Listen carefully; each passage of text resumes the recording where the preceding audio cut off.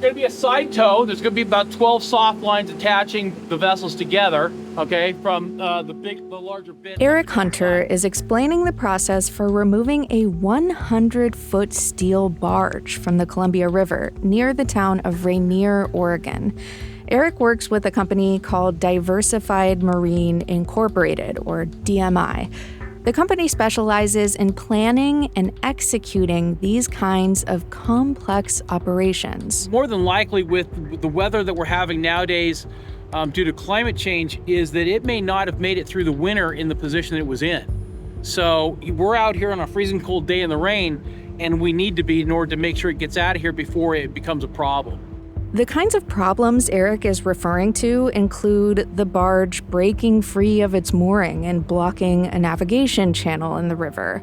Or if it's left too long, it could sink and potentially leak all kinds of harmful chemicals into the water. The ship, known as the Herb Anderson, is a hulking green and orange metal vessel. It's rusted and worn from decades of neglect. In its heyday, it was used for dredging up and down this river and along the Oregon coast. It's also known as the Dredge Anderson. One kind of cool thing about the Dredge Anderson actually was after the Mount St. Helens eruption, all of that debris and ash and everything came down the mountain and into the rivers, and the Dredge Anderson was involved in helping unclog the rivers and clean up all of that mess. Dorothy Deal is a waterways stewardship project manager with the Oregon Department of State Lands. So it has kind of a cool history, but unfortunately it's been here on the waterfront in Rainier for way too long, and time to move it up the river to Portland and get it safely dismantled. We'll do some environmental testing on it, find out what the hazards are, mitigate all of that, and should be wrapped up by the end of the year. She explained that her agency tried to work with the owner of the Herb Anderson to find a solution. But when that didn't work, the state ended up seizing the vessel to dispose of it properly. Ultimately, we have a responsibility to protect the resource of the waterway also, and so we couldn't wait anymore. The crew from DMI uses tugboats and a working barge to push the derelict dredge upriver to Portland. The logistics of an operation like this involve a lot of plans and backup plans. If there's an emergency, we will immediately go hard to starboard and we will beach the dredge until we can get other tugs to come and assist with the final push into Portland. So if there's a problem and it breaks loose, or if there's a problem and starts taking water, there's multiple levels of emergency planning that have been put in place, and contacts have already been pre-notified of just in case. From the Gert Boyle studio, I'm Jen Chavez, and this is The Evergreen, a podcast from OPB about the place you call home. The dredge Herb Anderson is just one of the many inoperable boats sitting in rivers and coastal waterways. Whether it's a big barge or a little sailboat, getting it safely out of the water is just not as simple as towing away a broken down car. And that's why so many of these boats sit around for years or even decades before they can be removed. They're known as abandoned and derelict vessels, or ADVs. Abandoned and derelict vessel is the official term. Noah Thomas is a producer for OPB's Oregon Field Guide. Not all of the boats are actually abandoned. Usually they are derelict in some way, shape, or form. That usually means they're either falling apart, they are decaying, or they are inoperable. They are deemed unseaworthy. And especially a boat that is falling apart, is decaying, is posing environmental hazards, or is at risk of sinking. These would all fall under the definition of abandoned and derelict boats. Noah was curious about the complex problem of ADVs. It's almost impossible to come up with a specific number because they're constantly moving. I've heard, dozens just in the lower Columbia and Willamette alone. And that's not counting the entire coast and all the other rivers in the state of Oregon. So you could say that there's probably like hundreds at any given time in the state of Oregon. I'd say that would be a fair estimate. One of the biggest barriers to getting abandoned and derelict vessels out of the water is, of course, money. It can be really challenging to figure out how to pay for the removal operation, not to mention dealing with any environmental hazards that are discovered along the way. When it comes to big industrial vessels like the dredge Herb Anderson, the costs really add up.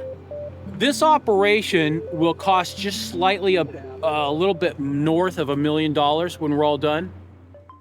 In theory, the owner of the vessel is responsible for that cost. In this case, the state legally seized the barge in order to remove it before things got worse, and they will try to recover the cost from the owner after the fact. But for now, the state is paying DMI to do the removal. So where does that money come from? Turns out it's kind of a hodgepodge of funding. Basically, the Oregon legislature has pulled funds from a few different sources, ranging from very significant lawsuits to grant funds. And then the Marine Board sets aside $150,000 every 2 years for removals. So essentially, there are millions of dollars set aside specifically for removing abandoned and derelict vessels. So technically, it's not the taxpayers that are footing this bill. However, these are funds that otherwise would be going to other programs. And not every removal costs $1 million. DMI also helps the state take care of smaller abandoned and derelict vessels. And we have 8 or 9 smaller sailboats, 30-footers, 40-footers, that are currently at our facility that are going to be destroyed here in 3 weeks. Removing a broken down sailboat is complex in a different way than removing a giant derelict barge. That's because these smaller boats are not always abandoned, and often people are living on board. Coming up after a break, we'll hear why boats can be a last resort for people facing homelessness.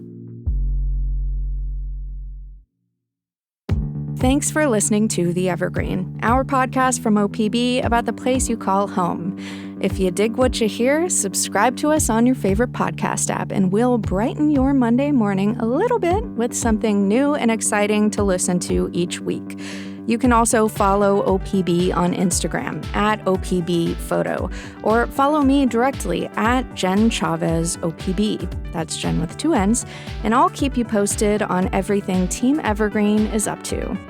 And remember, this episode about abandoned and derelict boats and all the great OPB reporting and storytelling you hear on this show is made possible by the support of many thousands of OPB members. You help keep us afloat. Support our journalism by becoming an OPB sustaining member today at opb.org/pod. And now, back to the water. Hi, I'm Zora. Zora Hess is paddling a green kayak down the Willamette River in Portland. Zora is a community organizer, and she regularly checks in on people living aboard boats anchored in the river, or liveaboards. She approaches a sailboat with a kayak and a canoe tied up alongside it. A little dog stands on the kayak, barking at her. Oh, such a cutie. Come here.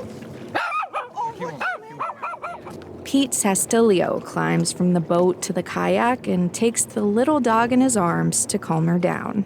You're so good. You're doing a good job. I will be here on Friday afternoon. I will bring some food. Okay, if I'm not here, I'm just going to drop it off here.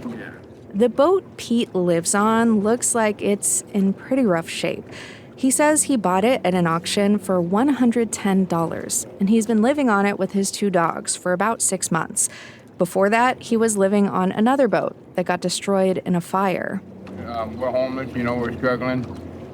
He says he feels safer on a boat than he did living in a tent.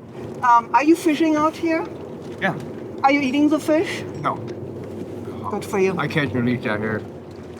Zora briefly explains that this part of the Willamette is a Superfund site, meaning it's polluted, and the fish would not be safe for Pete or his dogs to eat. And one more question. Do you have fire extinguishers? No, I will bring you some. great, I appreciate that. Yeah, I will bring you some. All right, thank you. You're welcome. Thank you so much, Peter.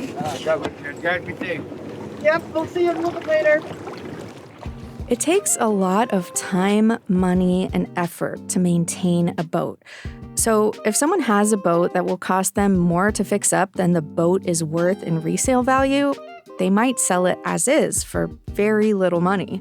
Buying a used boat is like buying anything else. You just go to an online marketplace like Facebook, Craigslist, and people are selling boats. And so a lot of boats aren't in very good condition. You know, for the average person, they don't want to have anything to do with a boat that's inoperable or in need of significant repairs. But for someone who's looking to use the boat as shelter, as a dwelling space, then that would be very attractive. And it's attractive to someone experiencing homelessness because it offers more freedom than a tent or even an RV. Pete says there are just too many restrictions for people who are unsheltered. And that's what the city's doing. They're pushing us off every corner in Portland. Can't step close to this, can't step close to that. They make so many rules that we can't set up no place, that there's no other place to set up but out here. So we find abandoned boats, and that's where we start living, you know? Pete says he can't afford the legal registration on the new boat, and he's anchored in the river because he also can't pay the monthly fees marinas charge to use their docks. Those fees range from $200 to $500 per month. Living on a boat outside of a marina means Pete has less access to some services.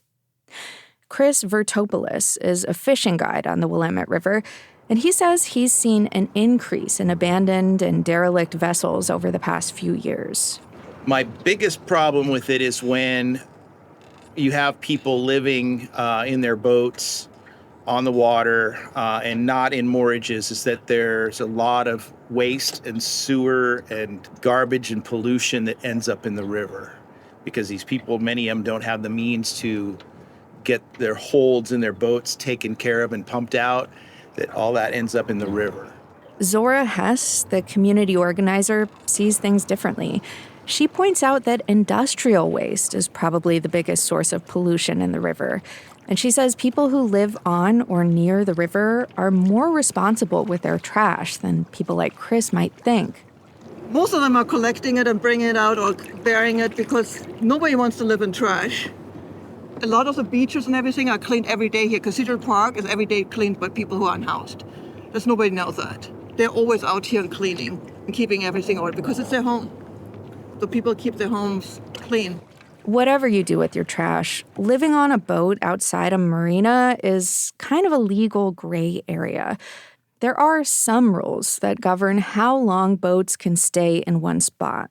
So you're legally allowed to moor or anchor a boat outside of a dock or marina for up to 30 days before having to move at least 5 miles in any direction. And then it kind of resets and you can stay in that spot for up to 30 days. Pete says he has fewer interactions with law enforcement now than he did when he lived on land. I know that, Multnomah County River Patrol real well. They're good people, but they work with you, they really do.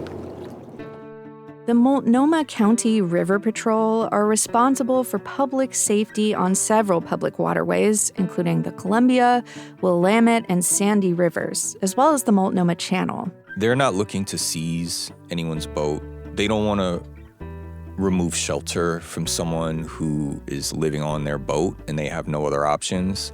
But at the same time, they have to try to manage it. Noah rode along with some deputies one day as they were patrolling the channel. Hello! Sheriff's Office! Deputy Ryan Barrett leans over the side of the patrol boat to see if anyone is aboard an apparently abandoned sailboat. No movement or sounds or anything. When no one answers, Phil Hudspeth attaches a large orange sticker to the back of the boat. Phil is a boating policy and environmental coordinator for the Oregon State Marine Board. That basically means he tracks abandoned and derelict boats. He explained that the sticker is what's called a pre-seizure notice, but that doesn't mean the boat will necessarily be seized by the state. We're not going to be looking to seize a boat that somebody's living on. The sheriff's office will talk to them, offer them some options there, and see if they can help them with that. But we wouldn't be looking at seizing a boat that somebody's actively living on at this time. Of course, the sheriff's deputies would love for everyone to follow the rules and make sure their boat registration is up to date. But that's not really why they patrol the water. Deputy Chad Diekman explains that he's on the lookout for broken down boats that might not be able to survive a heavy rain. If I believe a boat is going to sink, my goal is generally to try to prevent that boat from sinking. Because our costs for cleaning that boat up after it sinks exponentially go up. And of course, a boat that's on the verge of sinking is dangerous for anyone using that boat as a place to live. Pete Sastilio says a friend of his had a boat that sank in a winter storm. It gets scary out here in the wintertime. Summertime, it's a blast, but that wind gets going about 30 miles an hour and you're like holding your breath. Pete says one way to help people like him would be to make marinas more accessible to low-income people. That way, they'd have a safer place to dock their boats and access resources to maintain them. If you don't work or live near the water, you may not even notice the boats like Pete's sitting in the water. Like broken down RVs or tents on the side of the road, they are a symptom of more systemic problems, namely economic instability and a lack of affordable housing options. If someone buys a boat, it's because they have a dream. It's because they want to recreate on the boat. They want to travel. They're using it as part of a business venture. And for whatever reason, something goes wrong, and now they're left with this boat, this piece of property. And those big societal problems are not problems that can be easily solved. But people like Zora Hess are doing what they can to help. It's our community. These are my neighbors, and we should see everybody as neighbors and as community members. And I would like to hear the stories people telling. The complicated problem of abandoned and derelict boats is not isolated to Oregon. In fact, the video that Noah Thomas created for Oregon Field Guide on this topic has been one of the most popular on OPB's YouTube channel. This is an international issue. People are dealing with this all over the world. And so I think if you're looking to purchase a boat or a vessel, then just be mindful of all the work that's going to need to go into it, and educate yourself on how to properly maintain that vessel. Contact the Marine Board, contact the Department of State Lands. They have a lot of resources on this particular topic. You can read Noah Thomas's story and see the video he made about abandoned and derelict vessels at opb.org. Thank you for listening to The Evergreen, a podcast from OPB. Julie Sabatier produced this episode, and our technical director is Stephen Cray. I engineered this episode. Stephen Cray mixed, mastered, and scored the episode. The OPB podcast team also includes Mia Estrada and Sage Van Wing. Noah Thomas, Cameron Nielsen, Jeff Kastner, and Robert Sams did the interviews you heard. The music in this episode is from Audio Network. And if you have a question for us, please reach out. Just send us an email at theevergreen@opb.org. I'm Jen Chavez. Catch you later.